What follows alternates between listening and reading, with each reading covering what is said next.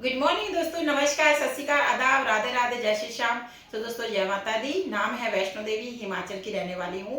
और दोस्तों आइए चलते हैं, हम हिमाचल से चलकर आज हम दिल्ली के अंदर पहुंचे हैं दोस्तों। और दिल्ली के अंदर इन मैम से मैं मिलाना चाहती हूँ। इन मैम को मैंने एक मंथ पहले बेनिफिट एडवांस और बेनिफिट नजीला प्रो ये दिया था, और साथ में एक्वा बूस्टर। और मैम की जुबानी पूछते हैं इनको क्या क्या बेनिफिट मिला दोस्तों। तो मैम आपका नाम? अमरजीत कौर जी। तो क्या क्या बेनिफिट मिला?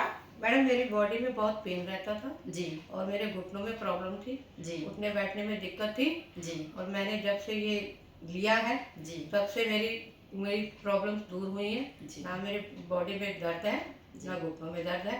मैं बिल्कुल ठीक हूँ। जी। और मैं थैंक यू करती हूँ वैष्णो मैम का, जिन्होंने ये प्रोडक्ट दिल्ली में मेरे को दिए। और दूसरा थैंक यू करती हूँ मैं बेनिफिट प्लस कंपनी का, जिन्होंने इतने अच्छे प्रोडक्ट बनाए। Thank you madam. Thank you so much.